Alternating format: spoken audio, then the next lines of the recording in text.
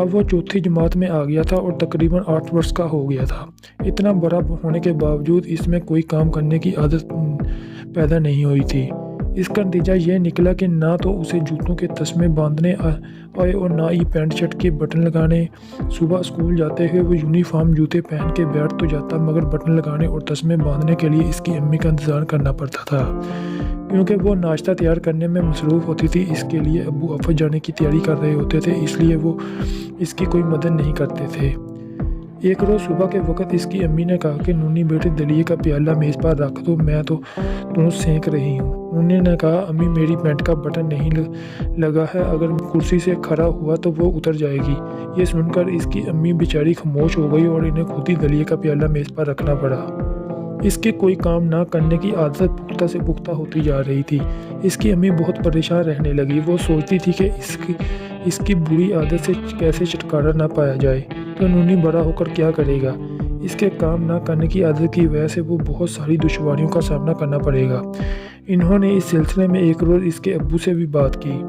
वो थोड़ी देर तो खामोशी से कुछ सोचते रहे, फिर बोले कि बात तो फिक्र की है, हम कोशिश करेंगे कि इसकी इस आदत को ख़त्म करवाएं।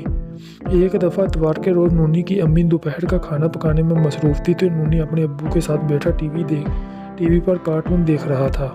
कार्टून के दौरान जब इश्तिहारात का वक्फा आया तो नूनी ने अपने अब्बू से कहा, अब्बू मुझे कार्टून देखना बहुत अच्छा लगता है, मेरा दिल चाहता है कि मैं हर वक्त कार्टून ही देखता रहूं। इसके अब्बू ने मुस्कुरा कर कहा, कार्टून तो होते ही मज़ेदार हैं, बच्चों के साथ साथ बड़ों का भी दिल चाहता है कि हर वक्त इन्हें देखते रहें, मगर ये बात मुमकिन नहीं कि सब लोग अगर हर वक्त टीवी के आगे ही बैठे रहेंगे तो फिर दूसरे काम कौन करेगा। अब्बू ये बात तो आपने ठीक कही है, अगर हमारा दूध वाला, अखबार वाला, खाकरूब और हमारे घर में काम करने वाले मम्मा ये सब लोग मज़े से बैठकर कार्टून ही देखते रहें तो फिर दूध और अखबार कौन लाएगा, हमारे घर का कचरा कौन उठाएगा, हमारे घर की सफाई और कपड़े की धुलाई कौन करेगा, नोनी ने कहा। इसकी बात सुनकर इसके अब्बू बड़े प्यार से बोले, तुम्हारी नोनी तो बहुत अच्छी बात की है, नोनी तू बहुत समझदार बच्चा है। अब्बू के मुंह से अपनी तारीफ सुनकर नूनी खुश हो गया। इसने मज़ीद कहा, और अब्बू अगर आप भी हर वक्त कार्टून ही देखते रहें तो फिर ऑफिस कैसे जाएंगे, ऑफिस नहीं जाएंगे तो ऑफिस वाले पैसे भी नहीं देंगे, अगर पैसे नहीं मिले तो हमारे घर का खर्चा कैसे चले। बिल्कुल, इसके अब्बू ने सर हिलाकर कहा, अगर तुम गौर करो तो दुनिया के बहुत सारे इंसान हमारे लिए किसी न किसी काम में मसरूफ़ रहते हैं। कोई हमारे लिए कपड़े बना रहा होता है, तो कोई जूते, कोई हमारे स्कूल की कापियाँ किताबें और प्रिंट कर रहा, कोई इन कापियों की किताबों को रखने के लिए बस्ते तैयार कर रहा और कोई बच्चों के खेलने के लिए तरह तरह के खिलौने बना रहा है। किसान हमारे लिए अनाज और सब्जियां उगाते हैं, मज़दूर हमारे रहने के लिए घर बनाते हैं।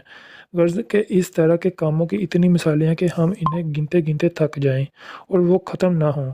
जो लोग हमारे लिए इतने बहुत से काम कर रहे हैं, तो हमें भी इनके एहसानमंद होना चाहिए। अब्बू की बात सुनकर नूनी सोच में पड़ गया और इसने कहा कि अब्बू अम्मी भी सुबह से रात तक घर के कामों में लगी रहती है और इनकी वजह से हमें तमाम चीज़ें रेडी मिलती हैं।